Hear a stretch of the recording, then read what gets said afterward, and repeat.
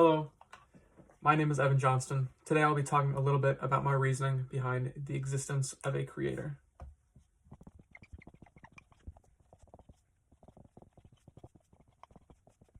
Before I get started, I want to add a disclaimer that this shouldn't be taken too seriously. I'm 17 years old and I've just come from reading William Lane Craig and Thomas Aquinas, and I've come to relay their ideas as best as possible. So please forgive me on having some shaky definitions or logic. Before we get into any arguments, I want to start on some definitions. I want to split this up into 3 different categories. The first being contingent facts. Second being necessary facts.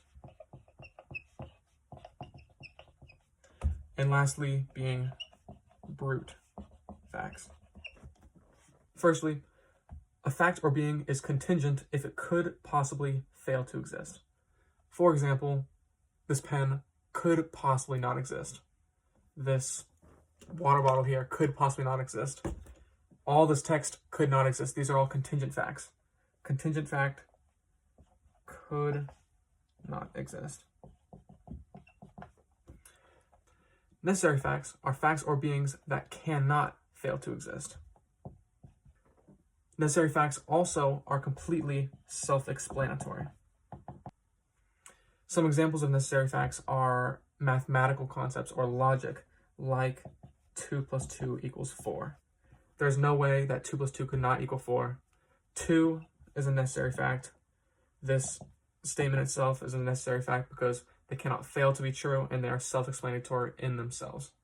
Lastly, brute facts are facts that exist without explanation. Doubling back, contingent facts have an explanation. They are explained by what causes contingent facts. This pen is caused and explained by ink. This water bottle is explained by plastic and the water inside of it. This text here is caused by my handwriting. Brute facts have no explanation. These are things like physical constants, the speed of light, rate of gravity. They're not self-explanatory in themselves, and something does not explain them specifically. Now that we've gone over the different categories of facts, I would like to get started with my truth claim I'm presenting today.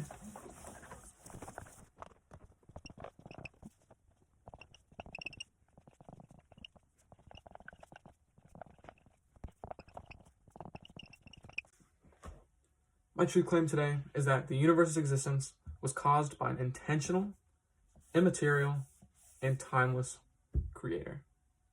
Now, rather than just taking this as it is, I'm going to split it into 3 different claims. Truth claim, broken up, can be split into these 3 parts, and there's like a part B. So the first one is that everything that begins to exist has a cause. Second claim is that the universe began to exist. Therefore, the universe must have a cause. Part B of this numeral is that this cause is intentional, timeless, and spaceless. Now, to break up these 3 claims.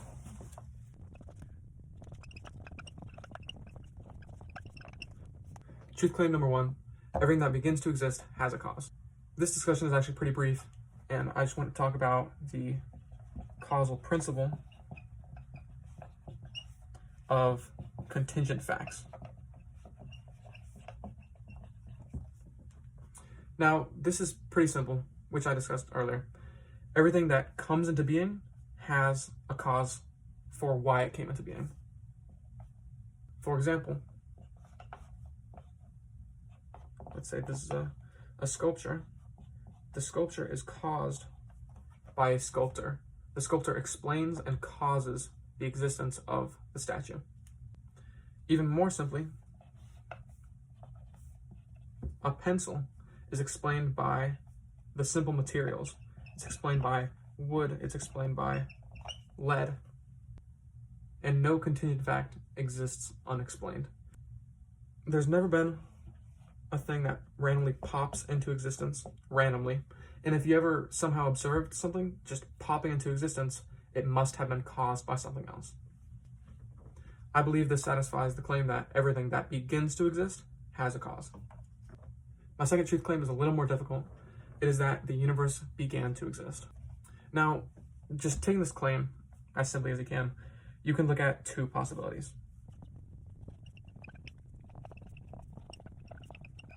And those two possibilities are that the universe did not begin or the universe began. Keep in mind that if the universe began, it needs a cause, because everything that begins needs a cause, as I said with truth claim number 1. Keeping in mind the other way that if the universe did not begin, you do not need a cause.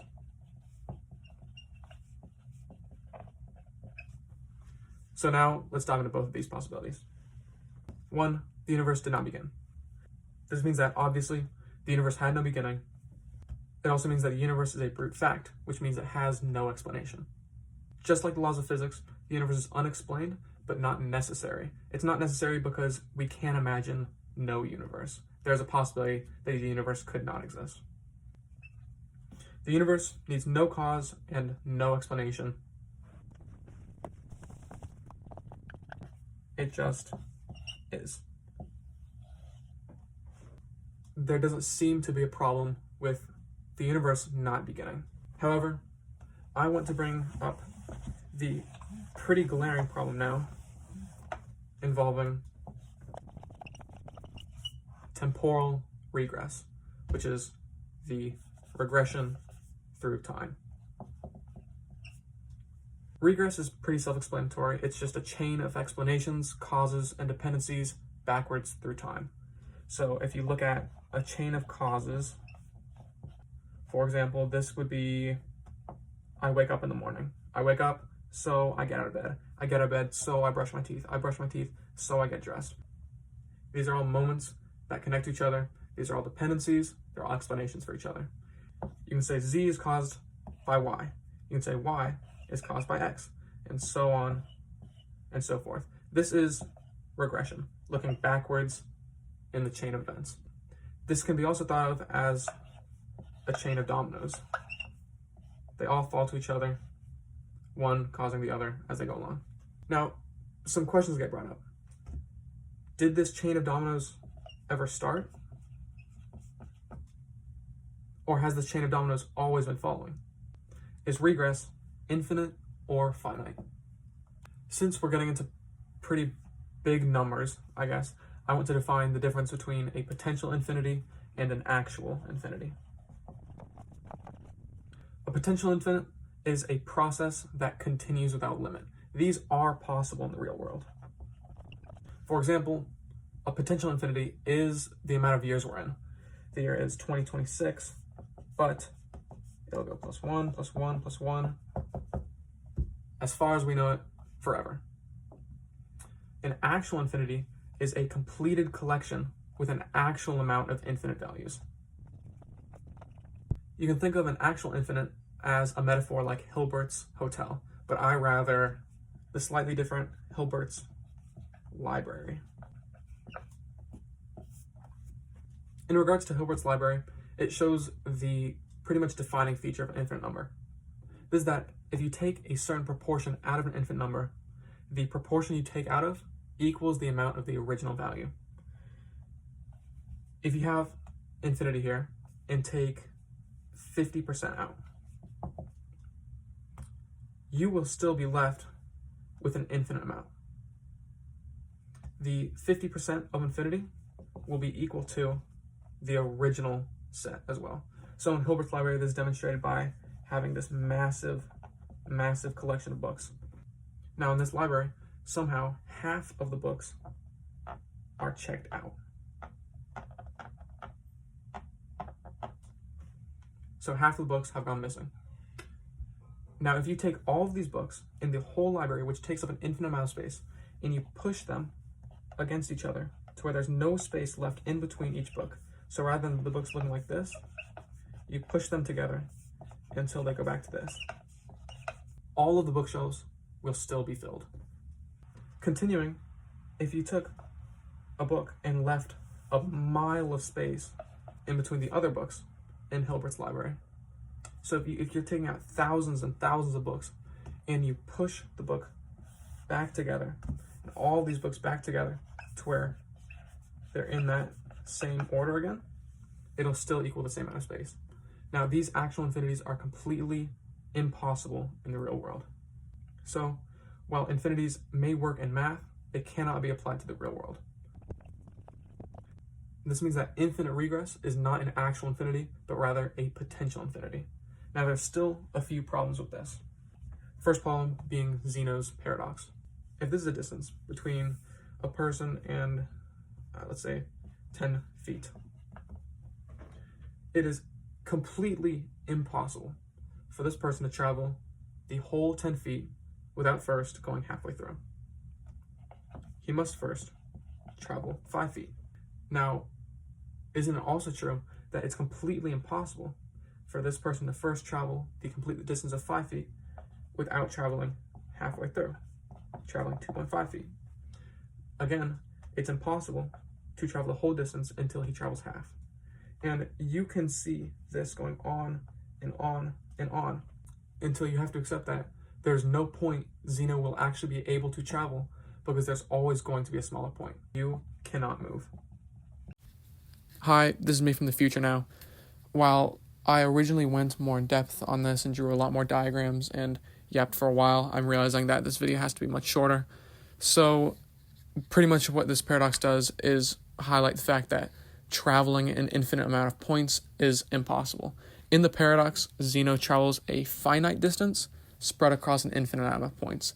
If you were actually traveling an infinite distance, you would never even be able to make a dent in that infinity. So it's completely illogical that in the real world, anybody can travel an infinite type of distance, whether that's time, whether that's miles, it doesn't matter. An infinity is impossible to traverse in the real world. Even if the amount of past time is truly infinite, this is now, and this is an infinite amount of years back. Time is the same amount of distance traveled forward as it is traveled backwards.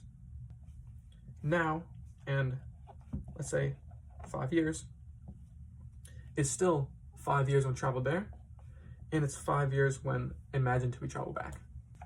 If I told you that, sure, I owe you $5 on the line, but I'm going to pay you in an infinite amount of years, you can assume I'm scamming you, and you'll never be able to receive that money, because that infinity will never come. In continuation, if you went back an infinite amount of years, the present would be an infinite amount of years in the future, and the present never would have arrived. 2026 never could have come. We would have still been an infinite amount of time in the past. This leads me to my third problem with infinite regress. Time actually isn't a complete set. Time is, like I previously mentioned, 1 plus 1 plus 1 plus 1 forever. It's 1 year plus 1 year plus 1 year. But this is just a potential infinity. This is not an actual complete infinite number. The passage of time is consecutive addition. It's not actually a complete set of infinite numbers. So time is a potential infinite, just a collection of finite moments added together. This means that wherever I am here in the ... there's a finite amount of points back and a finite amount of points forward, because this is just consecutive addition. This is not an actual complete sum. In conclusion, infinite regress, in my opinion, is a big no-no. It's impossible that the universe never began to exist, so the universe must have had a starting point. With this logic, I think that this satisfies my truth claim number 2, the universe began to exist. This brings me to kind of my last truth claim, but I want to get more into it. Since everything that begins has a cause, according to truth claim number 1, and the universe began to exist, according to truth number 2, the universe must have had a cause. With these two fact points, I believe it satisfies the third truth claim. But I want to get more into it because my truth claim was that this cause was intentional, timeless, and spaceless. Emphasis on intentional. Now, if you're with me so far and I haven't made some complete blunder in logic, we need to ask, what is the cause? We can start by figuring out what the cause is not. Since the beginning of the universe includes, let's say this is the universe, I think this is what the Big Bang looks like. If this includes time, space, and matter, whatever caused the universe must have been outside time, space, and matter. So the cause must be immaterial, timeless, and spaceless. Now, was there intent? If a cause is unintentional and mechanical, the change must occur automatically when the conditions required for the change are met. For example, unintentional events like fire causing heat or snapping with your hands makes a sound, these all happen mechanically and immediately. These are not personal causes. These have no intent behind them. It's just one moment mechanically follows another. Now, if the universe had an immaterial, timeless, and spaceless cause, it can be referred to as an eternal cause. It's outside time, it's outside space. However, if the eternal cause gives an automatic and mechanical effect, the universe must also be eternal, as the effect would have been in place for as long as the eternal cause existed. There would have been a start here because the conditions must have been always set. The universe would have lasted for as long as the eternal cause would have lasted. Imagine a finger on a button firing mechanically and automatically. Your finger exists and presses the button forever. However, with a timeless personal agent, the agent can exist without creating and then choose freely to create a universe at a specific moment. That's just like my finger being on the button or hovering above it and choosing when I want to press it and to begin it, rather than it beginning automatically whenever the conditions are set. With this argument, I believe a personal agent is necessary, but there are still some counter arguments I would like to discuss before I finish. I'm sure there are more, and I really don't mean to make a straw man argument against my points, but these are just a few things I've personally thought about, things I've heard, so I want to address my opinions on them. First being quantum randomness. Now, I don't really grasp quantum mechanics, but what I imagine is that things can actually appear out of nowhere, things are random, things can not exist, and then at a certain point, pop into existence.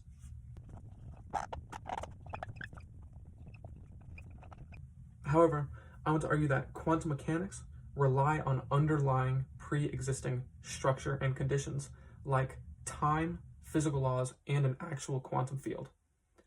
Quantum mechanics explain randomness in a structured universe, but don't count for creation from nothing.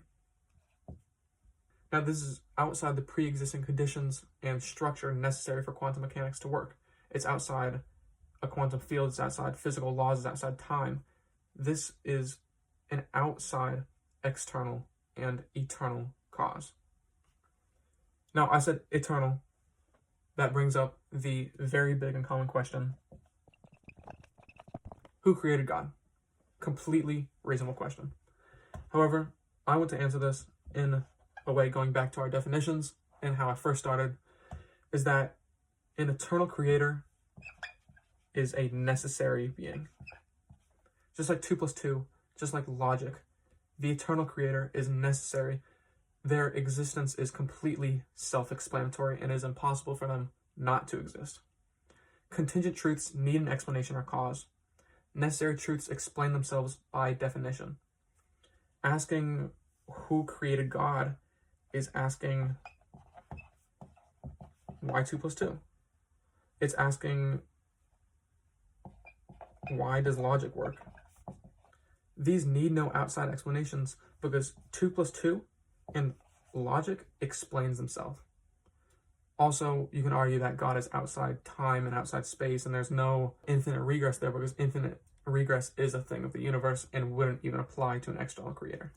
But I personally think that this argument is stronger, that God is not contingent, God is not brute, God is a necessary being. This brings me back to my original arguments. Everything that exists has a cause. This is because nothing can randomly spawn in pretty much or pop into the universe without something causing it. Number two, the universe began to exist. This is because an actual infinite is impossible in the real world. The universe is not an actual infinite either way, and if it was infinite, the present never would have gotten here because an infinite amount of time cannot be crossed. Thirdly, the universe has a cause. This is a combination of points 1 and 2, and I expand on it by saying it's immaterial, timeless, and spaceless, as is outside time, space, and material. Lastly, I claim that it's intentional because only an eternal and personal creator can choose at a specific point when to create the universe, rather than automatically and mechanically creating the universe when the conditions are met. If the cause was unintentional, mechanical, and automatic, the universe would be eternal as well, because the eternal cause would have been able to cause the universe long time ago. All these things lead me to a personal creator. These are just my opinions. I'm sure there's plenty of very good arguments and things I haven't even considered. I've just given this thought over the past few days. I've read a lot. I've researched a bunch. Forgive me for my handwriting. This is for a project that is due at midnight, which is in 2 hours and 8 minutes. So hopefully you thought that the arguments were good. Hopefully you learned something. Hopefully you bring stronger arguments and you can disagree with me, because ultimately I don't want to preach. I don't want to convince people. I want to know the truth and form the strongest argument I can. I'm sorry for the bad handwriting. Again, this is due very soon. So thank you. My name is Evan Johnston. Thank you for listening to me.